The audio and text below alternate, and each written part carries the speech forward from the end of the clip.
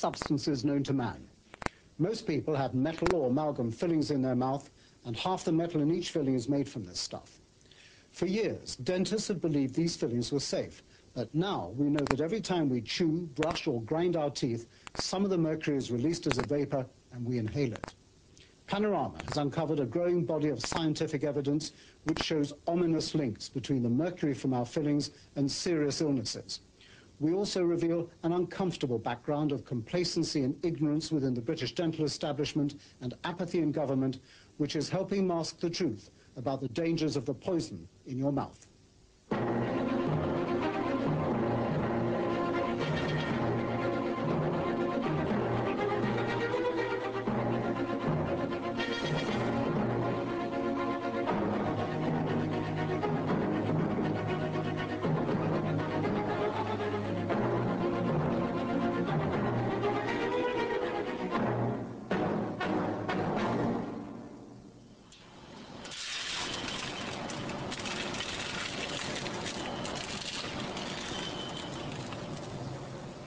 These men are handling old amalgam tooth fillings for recycling.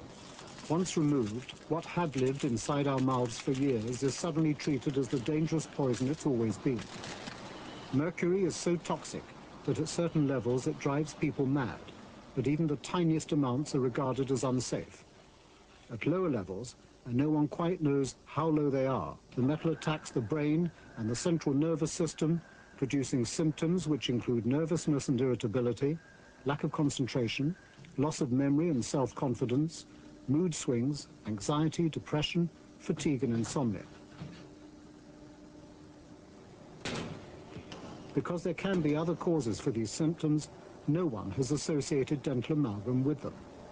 But suddenly the familiar quicksilver of our youth is beginning to look dirty. If you have something that's being put in your mouth that you can't dispose of in a wastebasket without breaking our environmental protection laws, there's no point in keeping it around. There's no point in taking that type of risk. There's no point in exposing people to any level of mercury toxicity if you don't have to. The epidemiological evidence thus far, and every other bit of evidence that we've seen, not just ourselves but the scientific experts and the toxicologists, points to amalgam being as safe as any other material. Mercury is a poison. There's no safe level. The World Health Organization has determined that. And so how can we continue to implant that into people's teeth? Dentists have been using amalgam for over a century, convinced of its safety. The mercury is used to bond silver and other metals together to make a cheap, efficient and durable filling. Yet no one has proven that when the mercury goes into our bodies that it is safe. The dentists have always assumed it was safe because there were no identifiable side effects. But dentists may not have been the right people to look for the subtle but dangerous symptoms of low-level mercury poisoning. Supposing there have been side effects, but of the kind only doctors are qualified to recognize. Has the evidence always been there? Tonight, we examine the new scientific clues that place amalgam firmly in the dock on suspicion of causing harm to humans. It's a case where both sides, believers and non-believers, are fundamentally divided on even the most basic issues. Amalgam's most vehement support comes from the British Dental Association, the professional body to which most dentists belong. They run a service which includes giving their members an up-to-date scientific advisory service. Because there's quite a number of John Hunt is the chief executive and Peter Gordon the scientific advisor. They do no original work, but review others' studies. Is amalgam safe? In a word, yes. No doubt about that at all? No doubt about it at all. Is there anybody it's not safe for? There may be a small percentage of the population with an allergy to amalgam, but it really is very, very small. In fact, less than 50 worldwide in the last 100 years. So it must be 99.99% safe? Yes, in our opinion. Dr. Lars Freeberg at a German amalgam conference. He's the world's leading authority on mercury poisoning and was chief advisor to the World Health Organization on mercury safety. Controversial issue. And there's no doubt that until now, he's remained studiously neutral in the mercury debate. Dr. Freeberg, is there a safe level of mercury? no, there is no safe level of mercury, and no one has actually shown that there is a safe level. And I would say mercury is a very toxic substance. So there's no amount, in your opinion, that should really go into the body? I would like to avoid it as far as possible. If there is no safe level of mercury, why does the British Dental Association say there is one? I don't know, but I think they are wrong. The first evidence of mercury's journey into the body came 10 years ago. Dentists had always assumed that mercury stayed inert in the filling, but scientists discovered that the gleaming new amalgam inside a polished tooth didn't stay put. It leaked as mercury vapor and entered the bloodstream. This is an electron microscope picture of a 10-year-old amalgam filling. Those black holes are where the mercury used to be. In this filling, some 40% has evaporated in only 10 years. So where did it go? And could it cause harm to humans? The challenge was taken up here in Western Canada by two men from different disciplines. Their cooperation has produced scientific revelations which are so damning that they may yet bring about the end of the very use of dental amalgam. Fritz Lorscheider and Murray Vimy set about clearing the smoke surrounding the amalgam mystery. Vimy, the academic dentist and World Health Organization consultant, and Lorscheider, professor of medical physiology at the University of Calgary. They pioneered a simple but dramatic experiment to show not only where the missing mercury went, but also that it did do harm when it got there. Their work shattered the comfortable illusion that mercury in amalgams was stable and safe. Amalgam mercury is concentrated in the body. They took a sheep and put fillings in its teeth containing radioactive mercury, which would show up as black on X-rays. Here's the outline of the sheep, going all the way around. And this is the jawbone of the sheep. Here are the two stomachs. This area is the liver, and here are the two kidneys. And this is the transverse colon. So the mercury from the fillings, which was slightly radioactive, migrated to these tissues. In fact, it was in all the tissues. Now, the dental profession said that, well, it's a sheep, it chews too much, they grind a lot, they regurgitate their food. It's not a good example. Here. So they repeated the work with monkeys and found again the mercury had spread. There's other body tissues that don't light up on this image, which are also high in mercury concentration, but not as high as these tissues. So does the liver show up? Like in the sheep, we had our liver that showed up really well. Well, Furthermore, they discovered that even small amounts of mercury from amalgams damaged the kidneys of the sheep. When you look at all the current scientific evidence, what do you think it's trying to tell you? It tells me very succinctly that there's a chronic low-dose exposure to a toxic heavy metal, that 80 to 85% of the industrialized world has this metal implanted in their teeth, and it's a situation of timed release poisoning. But animal studies were one thing. What science now had to prove was that mercury from fillings in human beings was a major source of the body's intake of the metal, and that this mercury not only accumulated but stayed inside the body's most sensitive organs. Well, they cracked that one here at the University of Arizona. The university's Department of Molecular and Cellular Biology is headed by the world-renowned Professor Vasconopousian. The study that we're going to be doing involves the mercury that is in your body that was emitted originally from the amalgams in your mouth.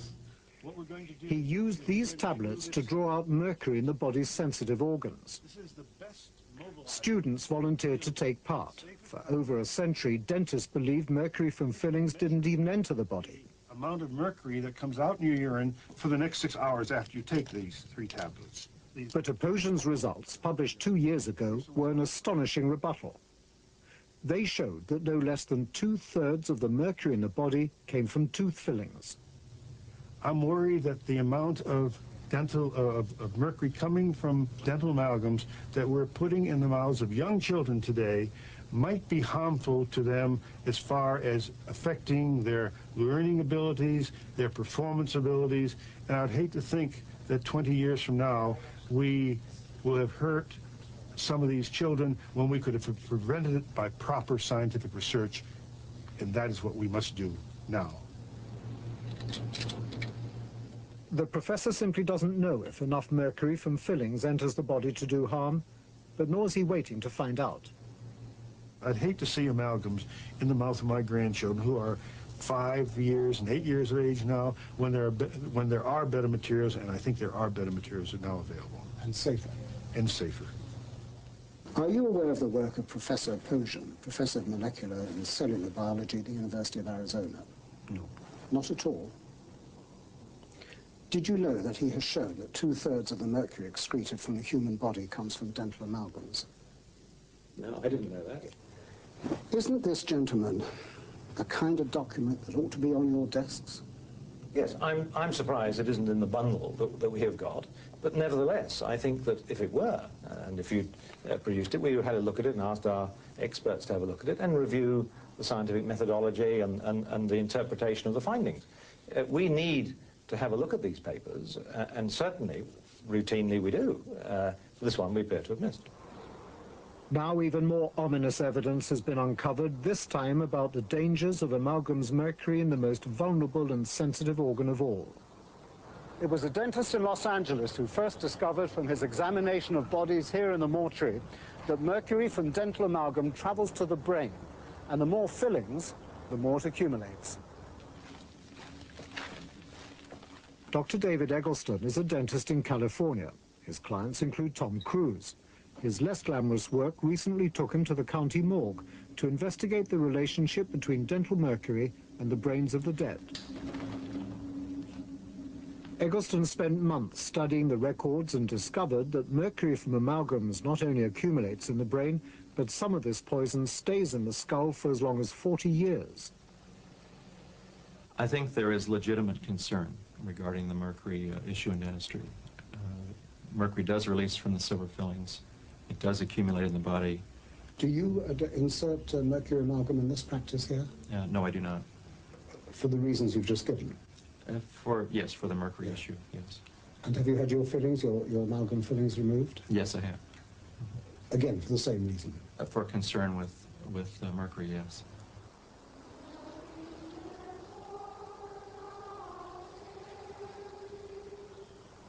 So if dental mercury enters and stays in the brain for most of our lives, then what evidence is there that it produces long-term damage?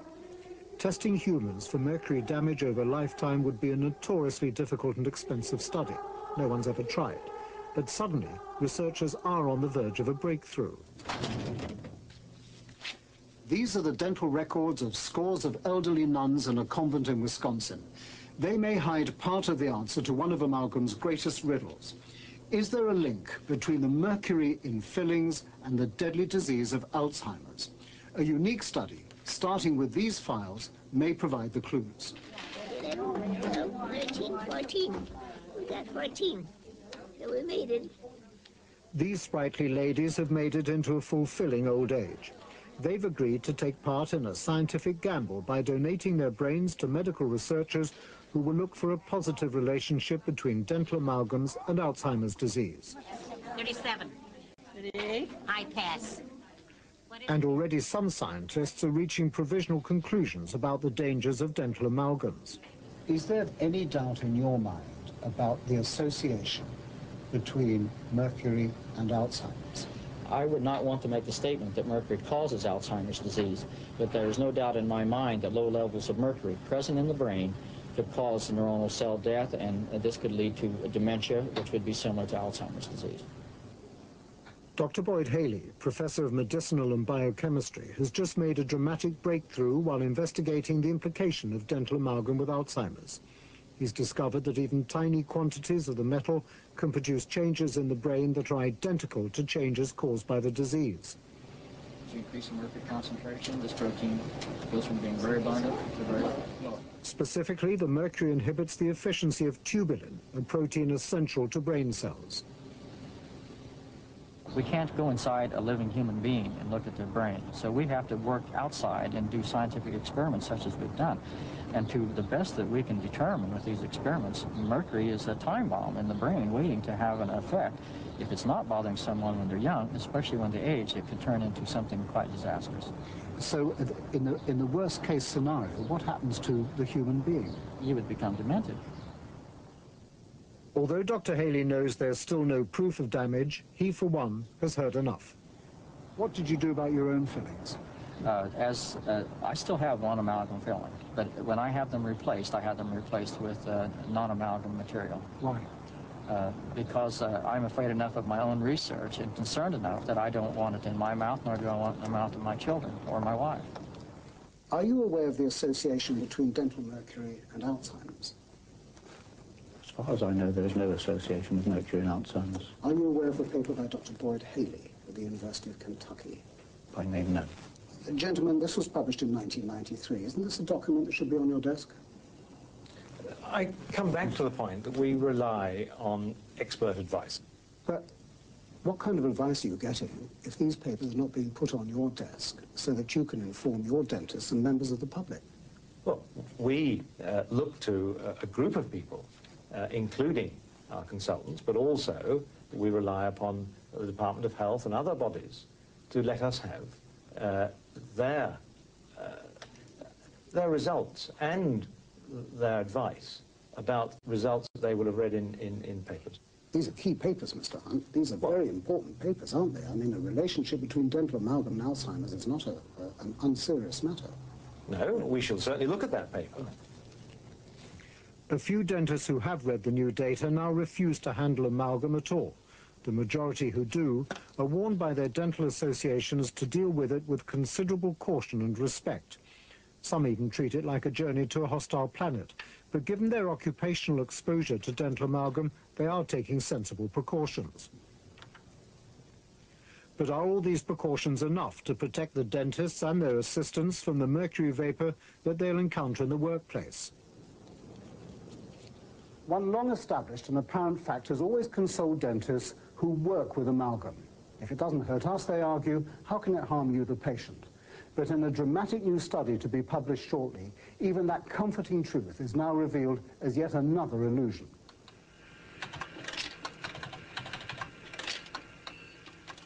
A dentist is tested for his speed of action and reaction as part of a complex assessment of his central nervous system. Dr. Diana Echeverria, a neurotoxicologist, has just completed a remarkable study. She tested American dentists to see whether they have the subtle but dangerous symptoms of mercury poisoning. Well, the kinds of things that we have found are losses in function associated with the ability to move manually very small things with your hands, a manual dexterity problem. Other kinds of really distinct functions are concentration, the inability to concentrate.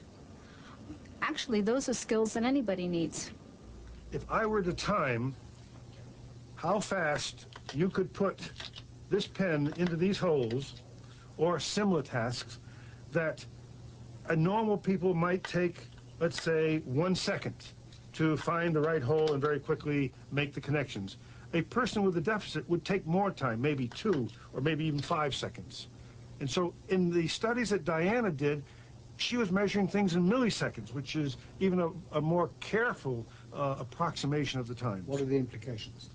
The implications are that in the dental technicians, the mercury has caused very definite central nervous system disorders. No one has ever tested human beings who have such a low level of mercury before. Dentists will be alarmed to learn that some of their physical functions and emotions are already being injured by exposure to such small levels of mercury vapor. It's only a question of time and research funds before similar tests are conducted on patients. And to add to the discomforting news, the difference in body mercury levels between dentists and patients is already too close for comfort.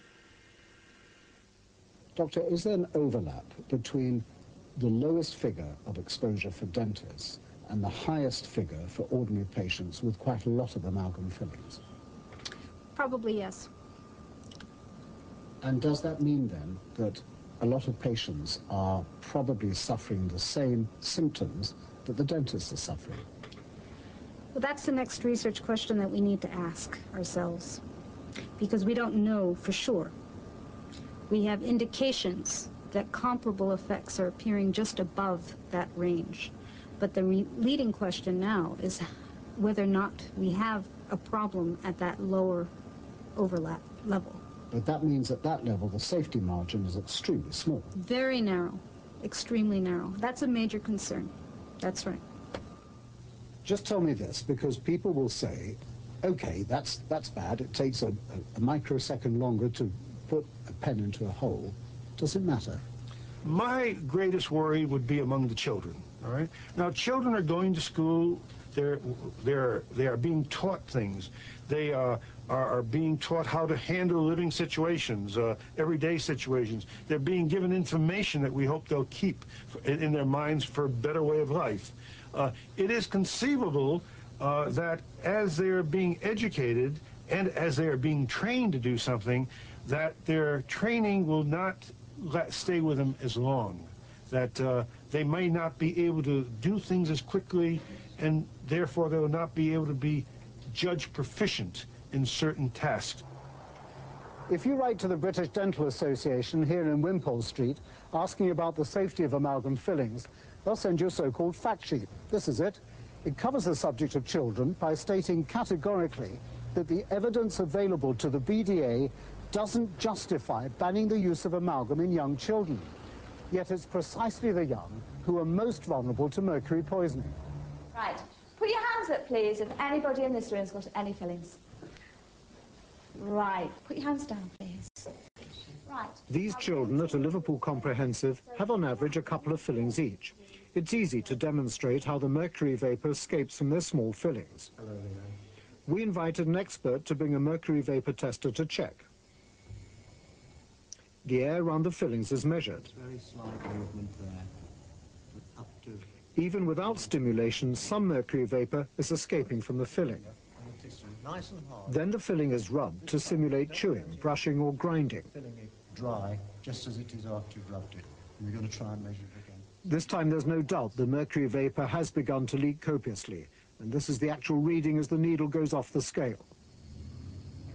Now she's only got one filling, hasn't she?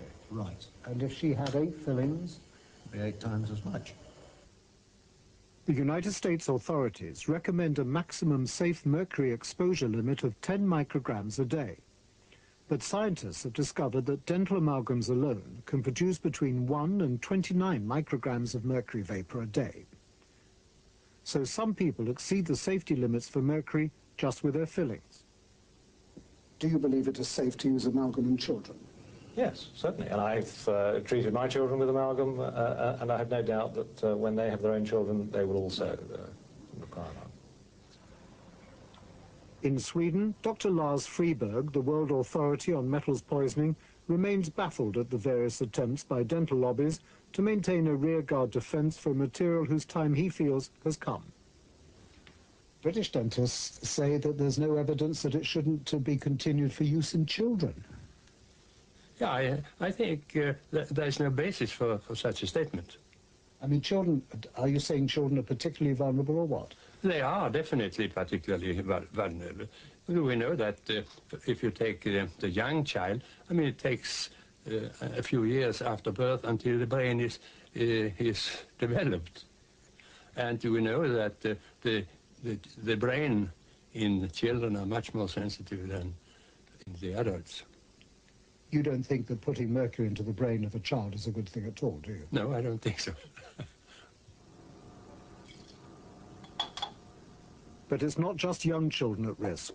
Even the unborn have mercury pollution in their brains from their mother's amalgams. This evidence came to light in a study just completed by Professor Gustav Drasch, a forensic toxicologist. He examined the brains of dead babies and fetuses and found mercury deposits had crossed the placenta into their tiny skulls. I think the implications are serious. It is a question whether or not we have to restrict the application of dental amalgam to women, not only in childbearing age, but even before. Because you must see, if, for instance, a girl of 15, she gets an amalgam filling, this filling lie in your mouth for 10 years, and all the time, this filling release some mercury. And if this girl go pregnant, let me say 5 years after, she has a mercury inlay in their mouths, and the mercury goes to the baby. So it's really the question now discussed in Germany today to, well, not to forbid it, but to speak about restriction of amalgam fillings for women from, let me say, from 15 to 50 years. Do you believe it's safe to use amalgam in pregnant women? There is no evidence to say that it's unsafe. But are you saying it's safe to use it in pregnant women? Yes, there's no doubt that the available data we have at present demonstrates that amalgam is just as safe as any other material that we may use for pregnant women. This is terribly important, isn't it? Mercury crosses the placenta and goes into the unborn. But you have to, before you say it is dangerous or poses a risk, you have to say that mercury in those places is dangerous. And there's no evidence to suggest that merely because it is found in the kidneys and so on of fetuses and young children, that it is a hazard to health. Do you think that mercury, one of the most toxic metals known to man, is a good thing in the brain of an unborn child? There's no proven, as far as I know, there's nothing to prove that it is causing any damage. Don't you think that this is something that ought to be put into your fact file? I don't see why we should necessarily worry the population at large if there are no proven arguments one way or the other. The fact that it is there and detectable doesn't mean to say that it's potentially doing any damage. I have to say, gentlemen, I haven't met anybody who thinks that mercury in the brain of an unborn child is a good thing. But you can probably, with the correct analysis, find a whole lot of other substances in the brain that perhaps shouldn't be there. As these are the men who give scientific advice to British dentists, it's not surprising that pregnant women are still treated with amalgam fillings despite the possible health hazards to their unborn babies. In Britain, they're encouraged to take free treatment on the National Health. Joe Rich is an ordinary NHS dentist. Like thousands of others, he's been told little about the latest scientific evidence about mercury. He doesn't know that much of it points towards the health hazards of amalgam to vulnerable groups, such as the expectant mother in his chair. You're happy to place amalgam fillings in the mouths of babies, children and pregnant women? Indeed. No problem in that respect? I have no reason to doubt the efficacy of the treatment and that there are few, if any, dangers to the patient in using it. We know that the mercury goes into the brain of the unborn child. Can this, under any circumstances, be a good thing? No, I would say no. I think that you should try to avoid to implant toxic metals in the mouth. Why then does an organisation like the British Dental Association say that mercury is safe for everybody unless they're allergic to it? Well, I don't know why they say it. That's impossible for me to answer. You've written a standard textbook on the toxicology of metals, and you don't agree with them, do you? No, I don't. Sweden, the first country in the world whose parliament has banned amalgam. They've taken the dangers so seriously that amalgam's use will end within 3 years at the latest, and within 6 years, all mercury will be outlawed. The Swedes have read the writing on the wall and decided to take action. Faced with opposition from the dental lobbies and anxious at the potential legal implications, Parliament carefully wrapped the legislation up in a total environmental package. But members of Parliament who'd pushed for the ban knew what the real targets were. People say that the only reason the Swedes are banning dental amalgam is on environmental grounds. Now, is that true? No, really not. It's one reason. But the most important reason is, of course, a health reason. Why has Sweden been the first country to ban dental amalgam? Because there's still no evidence, there's no final proof that dental amalgam actually hurts human beings. We said we have seen enough. No, we have to stop it before much more people are more sick than they are today. Titta på varandra så här. The use of amalgam in children under the age of 19 will be totally banned exactly 1 year from now. All amalgam fillings for adults will cease by 1997. The Swedes are fully aware that there is still no proven evidence that dental amalgam harms humans. but they've been reading the latest evidence and their assessment of the risk-benefit ratio has been changed by it forever. The health benefits of amalgam, they judge, are no longer worth the risks. Now other countries are following Sweden's lead. In Germany, amalgam is banned for patients with kidney problems and advised to be used with great caution in children and pregnant women. Austria plans to ban mercury in amalgams within 6 years. And in California, a new law now demands that dentists who use amalgam display a health warning to their patients. Germany and the headquarters of Degussa, one of the world's larger manufacturers of dental amalgam. Even they've now decided to get out of amalgam, thus abandoning nearly half their dental products turnover. They say that there are innocent commercial reasons for this, but one of their executives suggests there's prudence in the decision too. You are saying, despite all this new scientific evidence, that it happens to be a commercial coincidence that you're getting out of amalgam. It was a decision that was driven by business reasons. Which would include legal reasons? Definitely, when you're looking at a business, legal action can have an influence on your business. It can greatly increase the cost of your business if you have to take a lot of legal actions, or have to deal a lot with legal actions, even if you are sure that in most cases, or in all the cases, you come out with being found not guilty. And finally, Dr. Kuhn, thank you for being so patient with me. In that sense, surely the writing is on the wall for amalgam. Well, as I said before, I feel that the use of amalgam is going to decline even more in many nations. Instead, the company is concentrating on making composites, the plastic alternatives already used extensively in front teeth. Currently, they're not as cheap and durable as amalgams, and Degussa, like many competitors, is hard at work looking for the dream composite that will rival the cost and strength of amalgam. So is there an acceptable alternative to mercury amalgam? We've learned of a scientific breakthrough in the development of a new mercury-free alloy at this Federal Research Institute near Washington, but they won't let us film inside. The truth is, how can the demise of mercury amalgam be announced without acknowledging that mercury shouldn't have been there in the first place? The new material, wrapped in commercial secrecy behind these walls, will be hailed not as a substitute for amalgam for reasons of health, but as an improvement on it. This cover story will please the dentists, and the fillings should be safe for patients, too. The material is here and developed. It has to go through trials and research before it becomes approved, and that will take a few years. How long? I've been told in some quarters to expect 2 years for that process to be completed. Will it be more expensive? It'll be exactly the same cost, maybe a little less expensive. Uses the same equipment for placement and actually has a superior strength once it's in place. And will it last as long? Predictions are that it will last longer, that it has a superior strength. Well, let's get this absolutely straight. The reason this new material has been worked on is in order to eliminate mercury from the entire chemistry, yes? There's no question. There's no incentive to develop this material other than to get rid of mercury. So that's the concern with which the whole amalgam issue is handled overseas. What's Britain doing? Nothing much, really.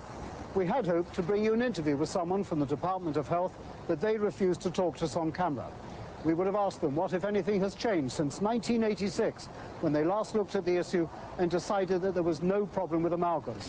Indeed, they said the controversy didn't even merit research priority. They've just handed us a 4-line statement. I've read it, but there's nothing new in this. But while government ignores the issue, there is a new awareness in some quarters that patients need greater protection against the possible health hazards. The peak age of onset of this type of ulceration is usually in about the second decade of life. Stephen Chalacombe, Professor of Oral Medicine at Guy's Hospital in London and one of Britain's top dentists. Quite well. It's unusual. It's such a long history before she... He has bothered to keep up with the new research and finds much of it compelling. Are you satisfied that amalgam is safe? No, I don't think so. I think the evidence over the last few years has really suggested that we should have another look. at the ultimate safety of amalgams. What do you make of the official government view, the Department of Health view, which is that there's no problem and therefore it doesn't even merit the priority of further research? I think things have changed. There are a number of very good groups in Europe, in Germany, Scandinavian countries, of course, who have been very much aware of the environmental effects of mercury and have looked in some detail at possible biological effects from mercury from amalgams. I'm a researcher, I'm a clinical academic, I'm very keen that we should be absolutely sure of our facts, and there's no doubt in my mind that we should be supporting research in this and other countries. We shouldn't be left behind. And in that sense, you wouldn't agree with the government position at all? If the government position is still that we don't need research, no, I think that's outdated. Aren't you in danger of making exactly the same mistake that was made over lead, asbestos and DDT? That we had to wait for too long, there were too many tragic side effects before the accumulation of scientific evidence showed conclusively that these were highly dangerous substances. Well, we can only rely upon the evidence that we have to date. And I don't think that the amount of mercury that is released, and we know it's released from amalgam restorations, there's no evidence to date that it does cause any trouble. Now, I'm breathing the same air as you are, except I have a little bag here where you have this extension. At Murray Vimi's surgery in Calgary, a young woman, anxious to avoid passing mercury to any future child, has an amalgam filling extracted. Paradoxically, this process has its health hazards too, because the drilling out creates a dangerous surge of mercury vapor, hence all the protective equipment on both sides of the chair. Extraction of fillings is a serious step unless medically indicated. Patients should consult their doctors or dentists before making a decision. Professor, can I ask you to, in the briefest and simplest way, give advice to people who will have seen this film and who will wonder if they should take their amalgam fillings out? What is your considered advice? I think it would be premature for people to replace their amalgam fillings. No, the answer is do not rush to your dentist to have your amalgam fillings replaced. I think there is clearly a need for further research, and when all that is through, in the long term there may be different advice, but there is a danger of doing more harm than good at this stage, so do not rush out and have your amalgam fillings replaced. In the dark places where men work with mercury, turning old fillings into new, they treat the volatile metal with great respect. Yet those charged with the responsibility of keeping dentists and their patients informed deny these realities by insisting there is still no final proof of amalgam's harm to humans. But in science, absence of proof is not proof of absence. Ask the men who take the risks.